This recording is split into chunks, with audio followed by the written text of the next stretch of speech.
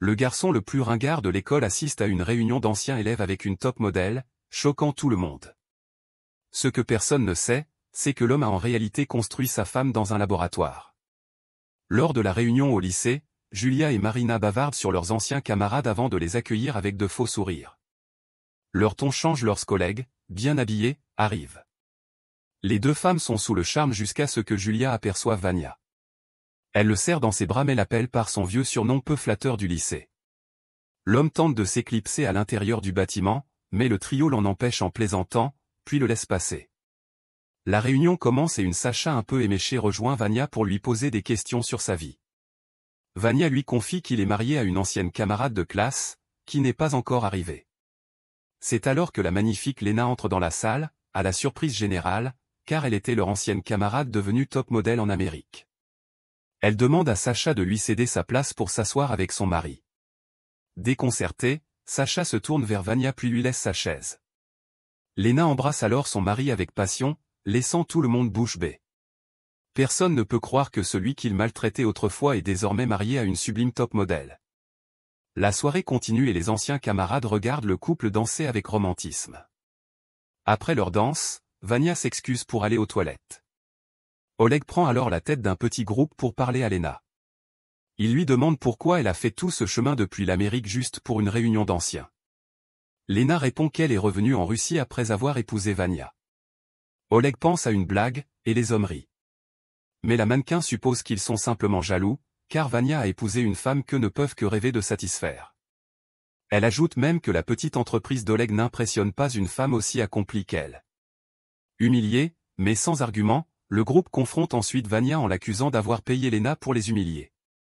Sacha tente de le frapper, mais Lena attrape son poing. Elle le pousse contre la vitre et donne un coup de genou dans le ventre de son ami. Avant qu'Oleg ne réagisse, Lena lui frappe le nez, le mettant KO. Sans que les hommes ne le sachent, Vania avait récupéré la tête d'un projet abandonné de robots dotés d'intelligence artificielle dans le laboratoire où il travaillait. Il l'a reprogrammée pour qu'elle prétende être sa femme pendant la réunion. Il se plaignait qu'après presque 2 décennies, ses anciens camarades continuaient de se moquer de lui sur les réseaux sociaux. Il proposa donc que le robot se fasse passer pour Lena, pensant qu'elle ne viendrait sûrement pas. Cependant, il lui fallait un corps robotique. Le projet étant suspendu, il pouvait tout remettre en place sans que personne ne s'en rende compte. Il emmena donc le robot dans son atelier, où il avait emprunté sans autorisation un corps mécanique, provenant d'un autre projet abandonné destiné à la compagnie. Mais une fois le corps installé, le robot se mit à frapper les murs et à lancer un couteau. Choqué, Vania vérifia la machine et réalisa qu'il avait accidentellement pris un modèle militaire, ce qui signifiait qu'il avait volé un équipement gouvernemental. Cela pouvait le mener à être accusé de trahison. Comme la réunion avait lieu le lendemain, il n'avait pas le temps de le rapporter. Ils se préparèrent donc. De retour au présent, Vania s'inquiète que Lena leur attire des ennuis pour avoir blessé ses anciens camarades. Ils quittent précipitamment les lieux. En chemin, un policier les arrête pour un contrôle d'identité. Lena n'en a pas, alors l'agent pense qu'elle est une prostituée et lui demande de le suivre au poste. Le robot le frappe et assomme son collègue dans la voiture. Vania la réprimande pour avoir blessé des policiers, mais elle réplique que tous les policiers sont horribles, selon Internet. Agacé, l'ingénieur comprend que marcher ensemble aussi tard attire trop l'attention. Il décide donc de la ramener chez lui, plus proche que son atelier. Là-bas, il se prépare à dormir, mais Lena lui demande quoi faire pendant qu'il dort. Vania sourit timidement en réfléchissant, mais elle lui rappelle qu'elle pèse 250 kilos et risque de briser son lit. Vania lui suggère de nettoyer, bien qu'il doute de pouvoir dormir après une telle soirée. Le robot propose son aide, puis le serre dans ses bras pour le mettre dans une prise d'étranglement et l'assomme. Au matin, Vania découvre son appartement parfaitement propre. Il doit cependant rendre le robot avant que quelqu'un ne s'aperçoive de son absence. Alors qu'il se prépare à partir, les parents de Vania arrivent à l'improviste. Lena se présente comme la femme de leur fils, surprenant la mère tandis que le père sourit. Les 4 partagent un déjeuner maladroit au restaurant. La mère remarque cependant que Lena ne mange rien. Le robot explique qu'elle n'a pas d'estomac, et Vania précise qu'elle est simplement au régime, avant de l'emmener aux toilettes pour discuter. L'homme la supplie d'ignorer certaines questions ou remarques. Il la gronde aussi pour avoir dit à ses parents qu'ils étaient mariés. Lena répond qu'il l'a programmée pour être sa femme. C'est alors qu'un autre client entre, et le robot le pousse dans une cabine, l'assommant.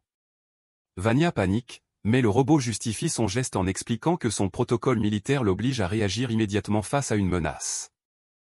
L'homme décide qu'il ne peut pas ramener Lena au laboratoire tant qu'il n'a pas convaincu ses parents qu'ils se sont séparés d'une manière ou d'une autre. Pour gagner du temps, il doit effacer toutes les données du programme de Lena dans le laboratoire de l'entreprise afin qu'elle ne puisse pas être retracée jusqu'à lui. Il demande donc au robot de divertir ses parents pendant qu'il retourne au laboratoire.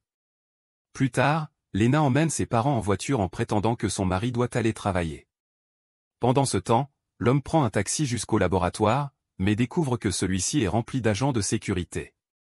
Le chef de la sécurité de l'entreprise, Nesté, lui annonce qu'ils ont trouvé des preuves d'une effraction et que le prototype de leur robot de combat est manquant.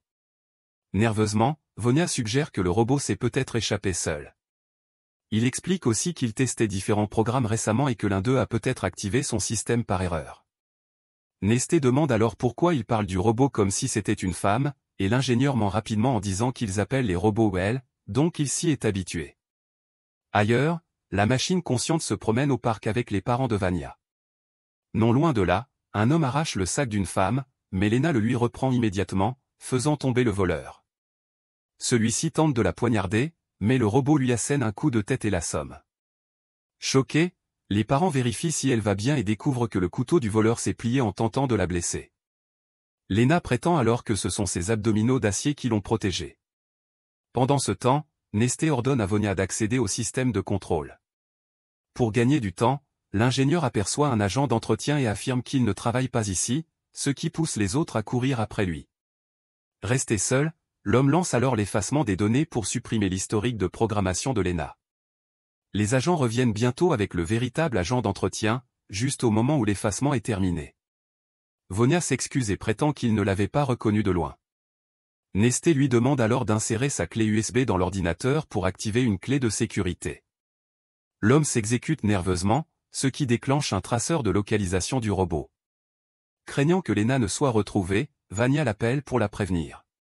Comme elle ne peut pas désactiver le traceur, il se retrouve plus tard sur un parking.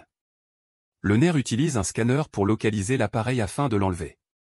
Mais un autre homme passe près d'eux, alors le robot fait semblant d'être satisfait pour éviter les soupçons. L'homme s'éloigne, gêné, et Vanya pense que le scanner l'a vraiment rendue heureuse, jusqu'à ce qu'elle avoue qu'elle faisait semblant. Déçu, il vérifie sa tête et confirme que le traceur s'y trouve. Il se dirige alors vers un magasin pour acheter des outils, mais l'homme n'a pas assez d'argent. Lena propose de faire quelque chose pour le vendeur en échange. Celui-ci demande à filmer sa partie intime. À la surprise de Vanya, elle accepte, mais fait semblant d'être un chat, ayant mal compris ce que l'homme voulait. Le vendeur se plaint de son comportement étrange, alors le robot le pousse. Ensuite, les deux se cachent dans une cabine de toilette pour que l'ingénieur retire le traceur. Pendant qu'il le fait, Lena lui demande ce qu'est l'amour, puisqu'elle est censée jouer le rôle de sa compagne. Elle dit avoir lu sur Internet que c'est un attachement profond à quelque chose, mais elle insiste que la nourriture et l'eau sont plus importantes que n'importe qui. Vanya répond que ce n'est pas toujours le cas. Le robot lui demande alors s'il aime vraiment la véritable Lena, mais il refuse de répondre. L'homme parvient à retirer le traceur, mais une femme passant à côté entend leur conversation et croit qu'ils ont une relation intime. Elle alerte un agent de sécurité, qui, curieux, préfère jeter un œil à l'intérieur de la cabine plutôt que d'intervenir. Après avoir jeté le traceur dans les toilettes, ils sortent de la cabine, surprenant le garde. Ce dernier, impressionné par la beauté de Lena, demande discrètement conseil à Vanya, qui l'ignore et s'en va. Nesté et son équipe le repèrent, alors il prétend qu'il cherchait aussi à localiser le robot. Soupçonneux, les agents tentent de l'arrêter, mais Lena se jette sur eux et les neutralise. Grâce à ses compétences de combat, Nesté comprend quel est le robot, juste avant de se faire assommer. Les deux prennent la fuite. Lena décide alors d'acheter des vêtements plus adaptés au combat. En quittant le parking, une voiture de police leur bloque la route. La machine propose de s'en occuper, mais Vanya lui interdit d'agir comme le robot du film Terminator 2. En entendant cela, Lena télécharge immédiatement le film pour comprendre son point de vue, puis sort de la voiture. Elle affronte les policiers, dévie leurs balles vers leurs genoux et pousse leur véhicule pour les empêcher de les suivre. Vania lui reproche d'avoir tiré sur les policiers, mais Lena proteste en disant qu'il n'avait pas précisé qu'elle ne devait pas utiliser d'armes. Ils reprennent la route et Vania remercie Lena de l'avoir sauvée. Elle affirme que c'est dans sa programmation de rester à ses côtés. Quand l'homme se plaint de ses réponses robotiques, elle ment en disant qu'elle l'a sauvé parce qu'elle l'aime, ce qui l'agace encore plus. Plus tard, il se cache dans une rue déserte pendant que Vania mange. Il se sent mal à l'aise qu'elle le regarde ainsi, alors il lui demande d'agir de manière plus naturelle. Lena adopte alors une attitude plus détendue. L'homme s'inquiète maintenant d'être recherché par la police, ce qui effraierait ses parents. Alors qu'il envisage de se rendre, il se souvient soudainement que Nesté avait mentionné des preuves d'une effraction, ce qui le pousse à se demander si quelqu'un d'autre a tenté de voler le corps de Lena la nuit dernière. Avec cela, Vania prévoit de parler au directeur du laboratoire, un homme en qui il a confiance. Comme ils ne peuvent pas l'appeler car ces lignes sont peut-être surveillées, ils ont aussi besoin d'une nouvelle voiture, car Nestrov a probablement signalé leur véhicule à la police pour qu'il soit retrouvé. Ils ont besoin d'argent, et Lena propose une solution, elle emmène Vana à un combat de lutte clandestin qu'elle a trouvé sur un forum en ligne. Comme ils n'ont pas d'argent pour miser, Lena accepte de combattre le champion. Si elle perd, ils devront satisfaire les désirs de l'organisateur. Vana se plaint que Lena ait offert son corps, mais elle révèle que l'organisateur aime les hommes, donc c'est lui qui devra sortir avec lui à la place. Cela rend l'ingénieur encore plus nerveux, alors il supplie le robot de ne pas perdre. Le combat commence, et malgré le doute du public quant à sa résistance, Lena terrasse facilement son adversaire et gagne en moins d'une minute. Cela leur rapporte beaucoup d'argent, bien qu'elle rende l'argent en échange de faux papiers et d'une nouvelle voiture. Peu après, ils arrivent chez Pavel. L'homme est choqué que son collègue ait réussi à activer le robot de combat, mais Vana insiste sur le fait qu'il n'a pas pénétré dans le laboratoire pour cela, puisqu'il comptait le rendre le lendemain. Il supplie Pavel de convaincre le chef de la sécurité de la compagnie de le laisser simplement restituer le robot. Mais l'homme révèle que Nesté pense qu'il y a un espion parmi eux. Il y a des spéculations selon lesquelles une autre agence de renseignement voulait voler le robot, mais Vana l'a trouvé avant eux. Son supérieur ajoute qu'aucun d'entre eux ne pensait que le robot de combat était prêt à être activé, et Lena attribue le mérite au programme de Vana qui lui a permis de fonctionner. Surpris, Pavel se demande pourquoi il a pris le robot en premier lieu, et la machine révèle qu'elle devait prétendre être sa femme. Cette histoire le frustre, mais il voit que son collègue n'a pas de mauvaises intentions, alors il accepte de l'aider. En attendant, il conseille au duo de se cacher. Vana et Lena se dirigent alors vers un autre endroit, mais sont repérés par la police. Cela déclenche une course-poursuite en voiture à grande vitesse, avec le robot au volant. Il rencontre un barrage routier, alors Lena sort pour combattre la police. À sa surprise, les hommes de Nestrov arrivent et la tirent avec un champ électromagnétique qui l'étourdit. Cela leur permet de la maîtriser à l'aide d'un filet électrique. Les deux sont arrêtés, mais au lieu de les emmener au laboratoire, Neto les transporte dans un hangar d'avion. Tandis que les hommes se préparent à quelque chose, Vana s'inquiète pour Lena. Le robot lui rappelle qu'elle est une machine, donc il ne devrait pas s'en faire. Pourtant, Vana est convaincue qu'elle est plus humaine, car elle a montré de la compassion à sa manière. Soudain, Neto tue ses propres hommes et remet une arme à Vana, prévoyant de l'accuser pour ce qui s'est passé, ainsi que pour la destruction du robot. Il place une bombe dans une autre voiture, en supposant que les enquêteurs croiront que les pièces mécaniques proviennent de celle-ci, alors que Nesté sera déjà loin. Vana comprend alors que le chef de la sécurité était celui qui essayait de voler le robot. Juste à ce moment, l'un des hommes au sol survit assez longtemps pour tirer sur Neto. En voyant cela, Lena ordonne à Vana de fuir. Blessé, Nesté décide d'abandonner Vana et s'enfuit avec Lena. Après les avoir vus partir, l'informaticien retourne au hangar pour chercher les clés de ses menottes. Il récupère aussi une arme et un téléphone sur un des corps, et s'échappe avant que la bombe n'explose. Vana se remet dans un dîner, où il utilise le téléphone pour appeler de l'aide.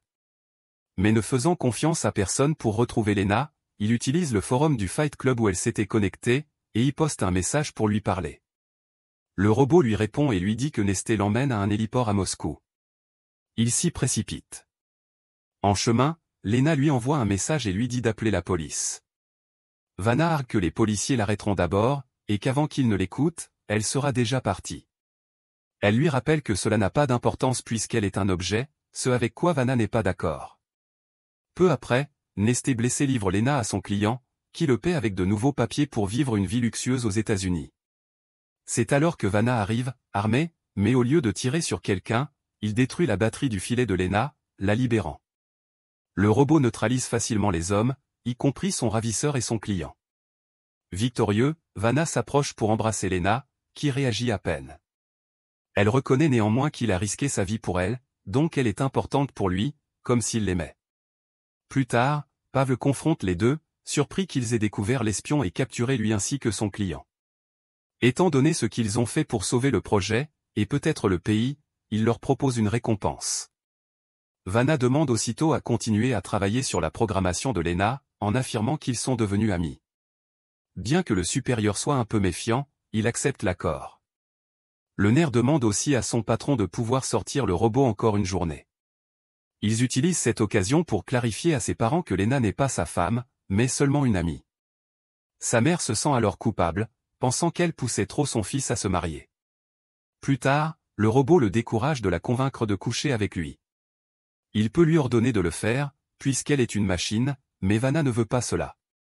Lena souligne alors les qualités positives de Vanna, lui promettant que des femmes humaines tomberont bientôt amoureuses de lui. Elle envisage même de contacter la vraie Lena pour voir si elle accepterait de sortir avec lui. L'homme timide lui dit de ne pas le faire, et le robot le taquine à ce sujet avant de monter dans la voiture avec lui pour s'éloigner ensemble vers le coucher du soleil.